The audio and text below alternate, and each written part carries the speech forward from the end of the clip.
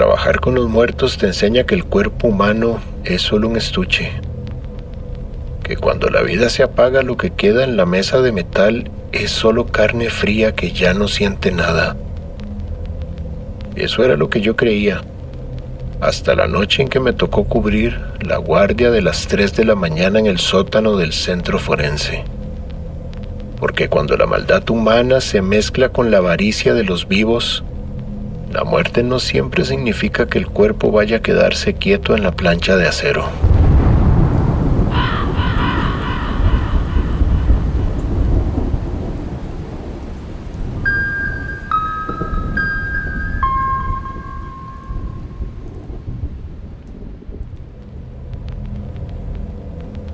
Esto ocurrió hace unos años, cuando trabajaba como asistente de autopsias en el turno de la noche de la morgue judicial. El lugar quedaba en el segundo subterráneo, un ambiente helado, lleno de azulejos blancos, donde el único sonido constante era el zumbido de los motores de refrigeración y el parpadeo de los tubos fluorescentes del techo. Mi trabajo era simple: recibir los cuerpos que traía la policía, registrar sus pertenencias, preparar el instrumental de acero y tomar las fotografías de rigor antes de las necropsias. Pero esa noche de jueves a las 2 de la mañana, la ambulancia trajo 3 cuerpos envueltos en bolsas negras. No venían de un accidente, eran 3 hombres encontrados en una finca abandonada, ejecutados posiblemente. Llevaban trajes caros pero sin documentos ni registros en el sistema. El médico de guardia, el doctor Peralta, un tipo frío metido en negocios turbios y siempre con prisa, ni siquiera se molestó en examinarlos. Recibió una llamada privada al celular, firmó el libro de actas, metió un sobre abultado en el maletín y me miró desde la puerta. «Déjelos en las mesas 2, 3 y 4, muchacho», me dijo apurado. «No les haga cortes todavía, solo tómeles las fotos de rostro, sáqueles las huellas y déjelos quietos. Mañana temprano vienen a recogerlo en un transporte privado». «¿Transporte privado, doctor?», le pregunté extrañado. «Pero si son cuerpos no identificados, tienen que quedarse en refrigeración al menos 15 días por ley». Peralta me miró con una frialdad que me erizó los brazos. Sacó un par de billetes de alta denominación de su maletín y los dejó sobre la mesa de instrumental. «No pregunte lo que no le importa si quiere conservar este trabajo. Haga lo que le digo y no salga del sótano hasta las 6. Escuché el chasquido del ascensor subiendo hacia el 3er piso, donde quedaba su oficina privada. Me quedé completamente solo en el sótano.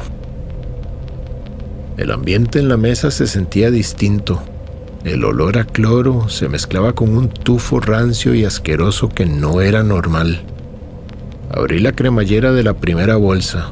El hombre tendría unos 50 años, pálido y con una cicatriz en el cuello. Tenía los ojos entreabiertos. Agarré la cámara digital para tomar la foto de perfil obligatoria. Acerqué el lente. El flash iluminó la estancia durante un segundo. Al revisar la pantalla para verificar el enfoque, sentí que la sangre se me derramaba hasta los pies. En la foto el cadáver no estaba con la cara serena. Salía con la boca entreabierta de par en par, los dientes apretados en una mueca de furia absoluta y los ojos completamente abiertos, mirándome. Bajé la cámara de golpe, temblando. Miré al cuerpo sobre la mesa, pero el sujeto seguía acostado, inmóvil, con la boca cerrada y su mirada muerta hacia el techo. «Tranquilo, es el cansancio. Son los reflejos del flash», me dije a mí mismo, sobándome los ojos y tratando de respirar con calma. Pasé a la mesa 3. Al abrir la lona, el segundo cuerpo me llamó la atención. Tenía los brazos acostados a los lados. Le agarré la mano para ponerle tinta a los dedos y tomarle las huellas dactilares. Ahí fue cuando me dio el segundo escalofrío. El brazo no estaba rígido. Era un cuerpo con horas de muerto. Debería estar como una piedra, pero sus articulaciones estaban suaves y flexibles. La piel no estaba helada. Sentí un leve calor en los dedos. De pronto un ruido metálico resonó a mis espaldas. Me giré bruscamente mirando hacia la mesa 4, donde estaba el tercer cuerpo. La bolsa de lona negra se arrugó suavemente. Un suspiro largo y pesado salió de esa bolsa. Mi corazón empezó a martillar contra mis costillas. Solté la mano del segundo cadáver y me acerqué despacio a la mesa 4, sosteniendo un bisturí con la mano sudorosa. Me llevó casi 2 minutos de puro terror tomar el valor para abrir el zipper de esa tercera bolsa. Cuando la bajé, el cuerpo estaba ahí, completamente inmóvil. Sin embargo, el pecho parecía tener una leve vibración, como si la caja torácica guardara un remanente de energía. La tensión que sentía en esa mesa era tanta que el miedo me tenía totalmente paralizado mirando el rostro. Perdí por completo la noción de lo que pasaba a mis espaldas. No escuchaba nada más que el motor de la refrigeración y mi propio corazón. Pasaron unos 10 minutos. Tratando de calmar el pánico, me alejé de la mesa 4 y regresé a la mesa 2 para terminar de tomar las huellas que me faltaban. Cuando llegué a la mesa 2, casi me muero. La plancha de acero inoxidable estaba vacía. La bolsa de lona estaba abierta y tirada a un lado. El primer cadáver, el de la cicatriz en el cuello, no estaba. Un frío espantoso me recorrió la nuca. Miré hacia todos lados. El sótano era un espacio cerrado, sin ventanas, y la puerta principal de hierro tenía el cerrojo echado por dentro. No, esto no puede ser. Me estoy volviendo loco, me dije agarrándome la cabeza. Pensé que quizás el cansancio de llevar 3 turnos seguidos me estaba haciendo alucinar, o que por error había contado mal las mesas. Salí de la sala de autopsias totalmente consternado. Fui al pasillo contiguo a lavarme la cara con agua helada en el baño de empleados, intentando convencerme de que mi mente me estaba jugando una broma macabra. Me quedé algunos minutos en el baño. Después volví a la sala, respirando hondo, listo para encarar la realidad. Cuando entré, el cuerpo de la cicatriz estaba nuevamente recostado sobre la mesa 2. Estaba exactamente en la misma posición, boca arriba, con los brazos a los lados y la lona acomodada. Sentí un alivio ridículo, casi infantil. Fue el cansancio, estoy alucinando. Mañana pido vacaciones, me repetía una y otra vez. Pero entonces noté algo que me hizo perder la poca calma que tenía en ese momento. Las plantas de los pies del cadáver estaban completamente sucias, llenas de polvo y grasa. Era como si hubiera estado caminando por los pasillos del edificio. Antes de que pudiera reaccionar, las luces del sótano parpadearon violentamente y se apagaron. En la negrura, el timbre de alarma del edificio empezó a sonar con un pitido ensordecedor. Subí corriendo por la escalera de emergencia hacia el tercer piso para buscar al doctor Peralta y reportar la falla.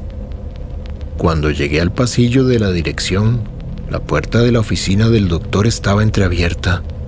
La luz de la luna entraba por la ventana, iluminando la terrorífica escena. La puerta de madera estaba astillada desde adentro.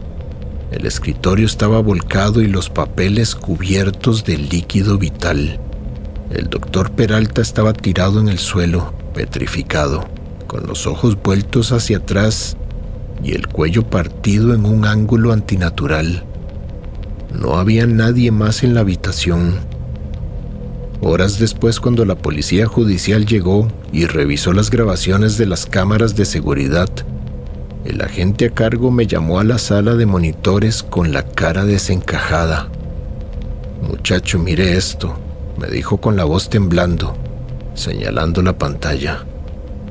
En el video de la cámara del sótano, grabado a las 3:13 de la mañana, se veía claramente cómo yo estaba de espaldas, petrificado frente a la mesa 4. En ese mismo segundo detrás de mí, el cadáver de la mesa 2 se incorporaba de la plancha de acero. No revivió como un hombre normal. Se levantó con una rigidez espantosa, sin hacer un solo ruido. Bajó de la mesa, caminó en silencio rozando mi espalda escasos centímetros, mientras yo ni me enteraba, y abrió la puerta de la morgue con la mano tiesa. El video de la cámara del pasillo mostraba al cadáver subiendo lentamente por las escaleras hasta la oficina del doctor Peralta. Entró a la habitación. Pocos segundos después, en la pantalla se veía salir el cuerpo caminando de regreso, con las manos manchadas de rojo, bajando las escaleras con la misma calma sepulcral hasta volver a entrar a la morgue. Al final del video vimos cómo el cadáver se subía solo a la mesa de metal, se acomodaba boca arriba y se quedaba completamente inmóvil, justo antes de que yo regresara del baño. El caso se manejó con un hermetismo absoluto. Las autoridades declararon la muerte del doctor Peralta como un ajuste de cuentas por sus nexos con el crimen organizado y cerraron la morgue durante meses. Las grabaciones de esa noche desaparecieron misteriosamente de los archivos judiciales. Yo nunca más pude estar cerca de un cadáver. Siempre sentía que se iban a mover. Hoy en día, cada vez que escucho a alguien decir que los muertos ya no hacen daño y que solo hay que tenerle miedo a los vivos, no digo nada. Solo recuerdo las plantas de los pies de aquel hombre, sucias y manchadas, y me da un escalofrío al pensar en lo que habría sentido el doctor Peralta cuando vio entrar a su oficina a la misma persona que él había mandado a desaparecer horas antes.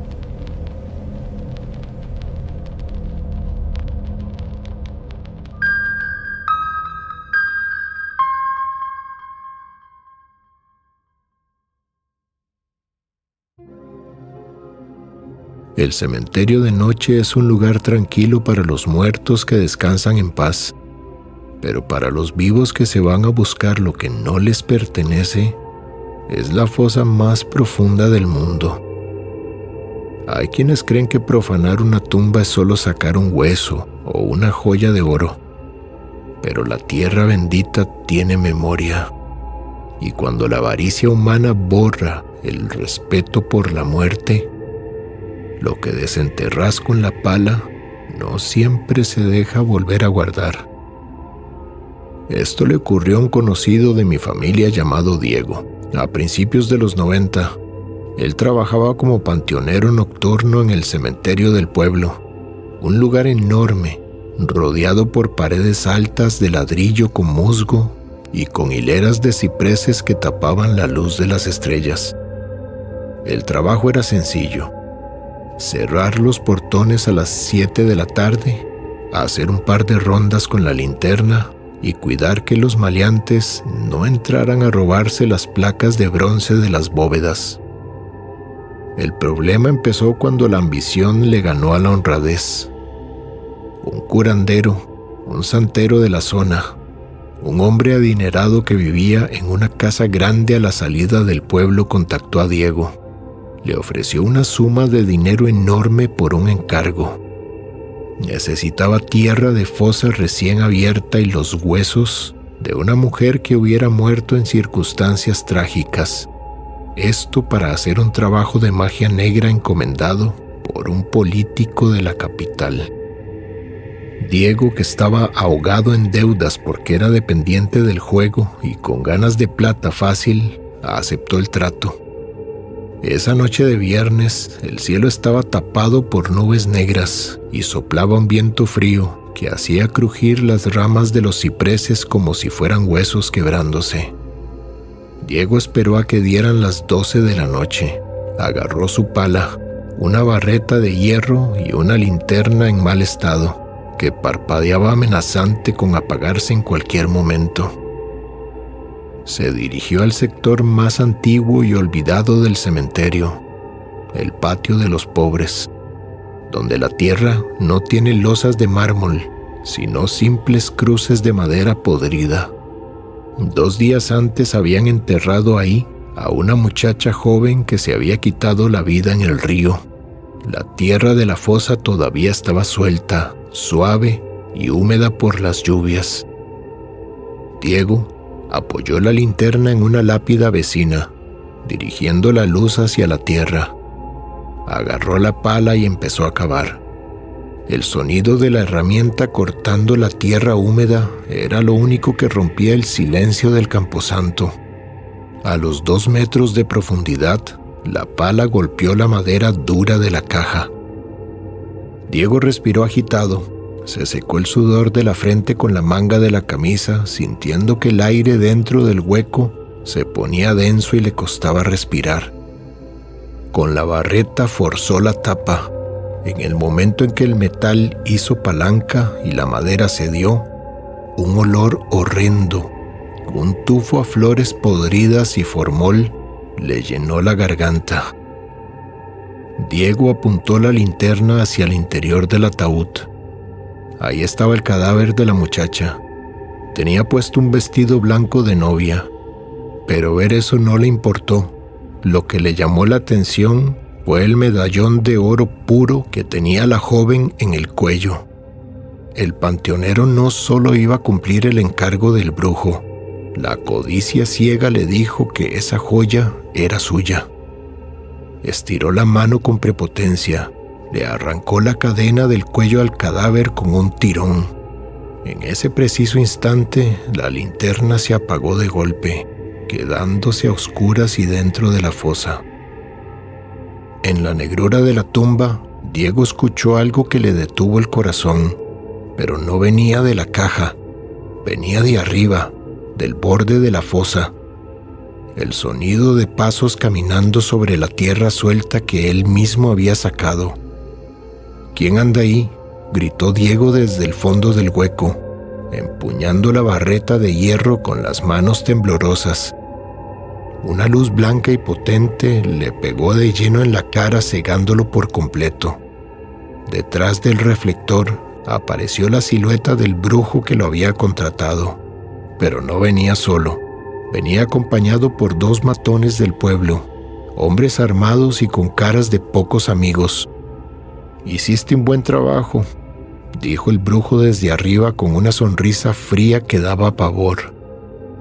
«Muy buen trabajo, rápido y limpio».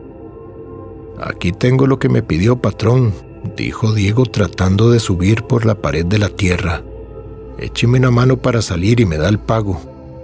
El brujo soltó una carcajada seca desprovista de cualquier rasgo de humanidad. «¿El pago? Diego, vos sos muy ingenuo. ¿De verdad creíste que te iba a dejar vivo después de saber lo que estamos haciendo aquí? Si la policía encuentra esa fosa abierta, te van a buscar a vos, a menos que vos estés dentro de ella». Uno de los matones dio un paso al frente y con la misma pala de Diego empezó a tirar los primeros bloques de tierra húmeda hacia el fondo del hueco, cayéndole de lleno al panteonero en la cabeza y en la espalda. «No, por favor, no me dejen aquí. Les doy la cadena de oro, les doy todo», suplicó Diego atragantándose con el polvo y la tierra que le caía en la boca. «Que descanses en paz», dijo el brujo. Los 2 hombres empezaron a sepultarlo vivo a gran velocidad. La tierra pesada, fría y mojada le cubrió las piernas, luego la cintura, pegándolo contra el cajón abierto de la muchacha. Por más que Diego intentaba usar la barreta para escalar, La tierra suelta se le venía encima, aplastándole las costillas y dejándolo sin aire. Cuando la tierra le llegaba casi al cuello y Diego ya sentía que los pulmones se le iban a reventar por la presión, el aire alrededor de la fosa se puso tan helado que el aliento del brujo y los 2 matones se congeló arriba. De repente los 3 hombres se quedaron quietos. Las paladas se detuvieron en seco. Diego, con los ojos llenos de barro, miró hacia el borde del hueco.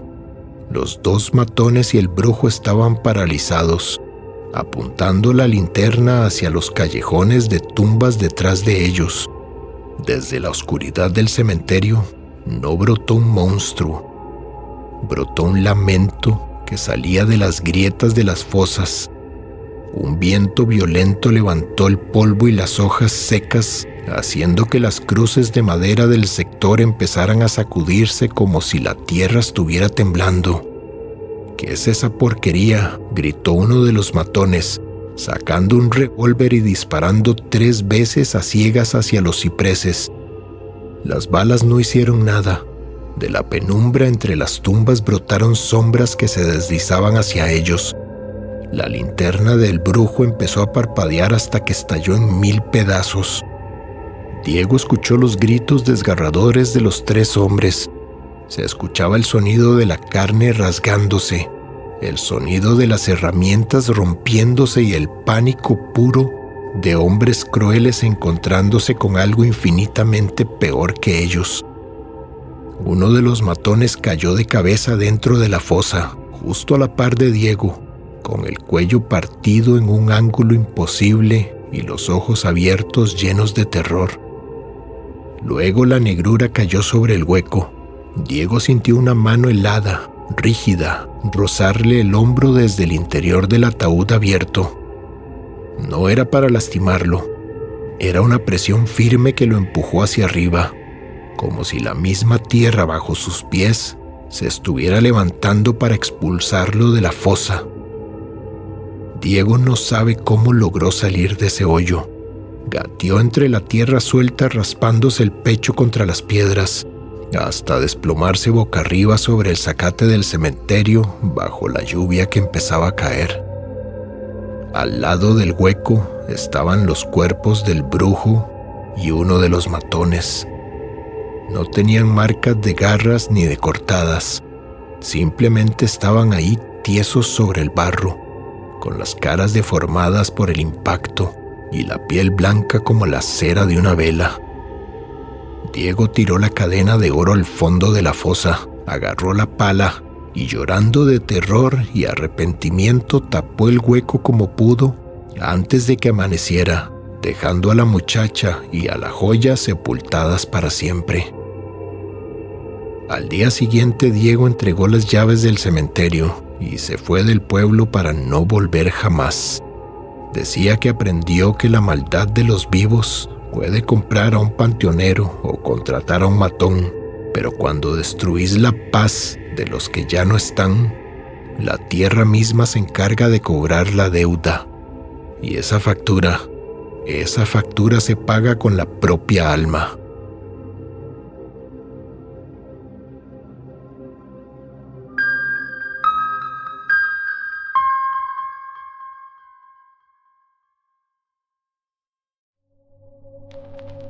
En el negocio de las funerarias hay un dicho viejo que todos los preparadores conocemos. El muerto no habla, pero el cuerpo nunca miente. Nosotros somos los que limpiamos, vestimos y maquillamos la muerte para que los familiares puedan dar un último adiós sin ver la fealdad del final. Pero a veces en el silencio de la sala de preparación, cuando te quedas solo a las 3 de la mañana con el olor a formol y la luz blanca sobre la mesa, te das cuenta de que el alma no siempre abandona el cuerpo de inmediato. A veces se queda ahí adentro, congelada, viendo y sintiendo todo lo que accesa su piel. Esto ocurrió hace 8 años, cuando yo trabajaba como preparador técnico en una de las funerarias más antiguas de la ciudad. Era un negocio familiar de 3 pisos, de esos edificios viejos con paredes de ladrillo grueso, piso de mosaico frío y un ascensor de carga ruidoso que conectaba al laboratorio del subterráneo con las capillas de velación. Mi trabajo consistía en recibir los cuerpos, drenar la sangre, inyectar los preservantes químicos por las arterias, coser las incisiones y arreglarlos con trajes elegantes. Estaba acostumbrado a ver de todo: ancianos que morían de viejos, víctimas de accidentes fatales y enfermos terminales. Ya nada me espantaba. Para mí, un cuerpo en la mesa era solo un trabajo más que debía entregar impecable antes del amanecer. Pero una noche a eso de la 1 de la mañana, el dueño de la funeraria, don Héctor, que era un hombre codicioso, que siempre andaba buscando cómo cobrar de más, bajó al laboratorio con el rostro serio. Detrás de él venían 2 personas, una mujer madura con un abrigo costoso y su hijo, un sujeto joven de mirada esquiva que no paraba de revisarse las uñas. «Muchacho, tenemos un servicio especial urgente», me dijo don Héctor bajando la voz. «El señor de esta familia falleció hace un par de horas en su residencia. Necesitan que el cuerpo quede listo para velarse a las 7 de la mañana, sin autopsia, sin demoras. Los familiares ya arreglaron el certificado médico de defunción por paro cardiorrespiratorio. Miré la camilla que traían los choferes. El difunto era un hombre de unos 65 años, un empresario conocido en el pueblo, dueño de varias propiedades y fincas.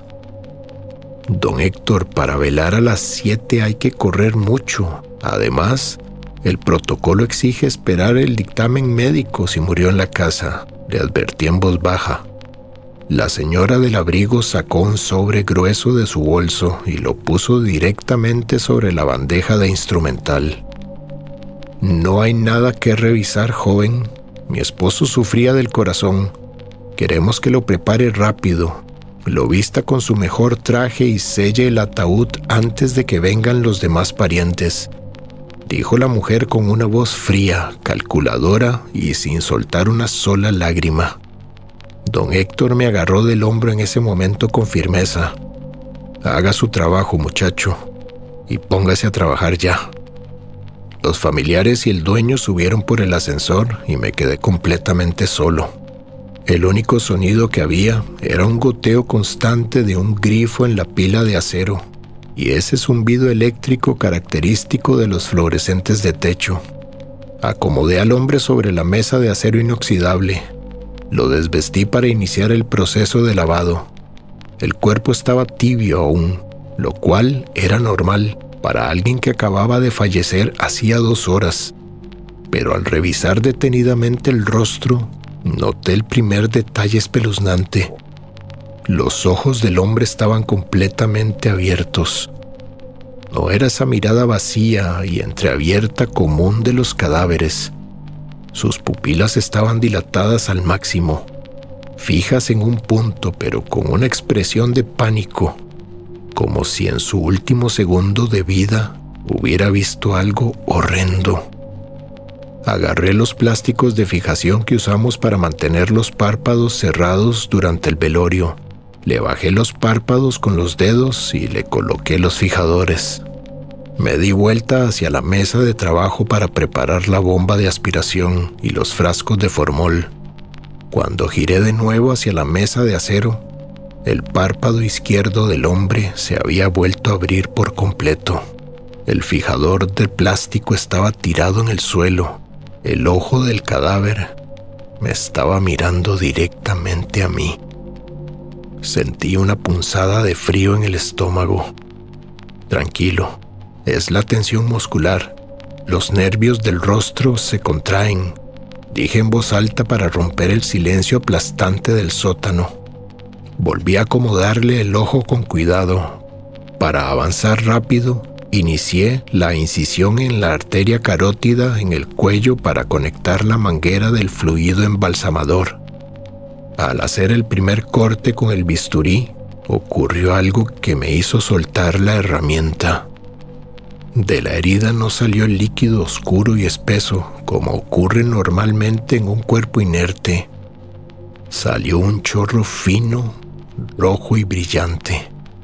La piel cerca del cuello se contrajo con un temblor microscópico y una especie de piel de gallina cubrió el brazo derecho del cadáver. Me eché hacia atrás, chocando contra el mueble de acero. «Esto no puede ser», dije mientras sentía que me iba a desmayar. Acerqué mi oído al pecho del hombre, pero no había latidos. Puse un espejo pequeño frente a sus fosas nasales. Tampoco había empañamiento.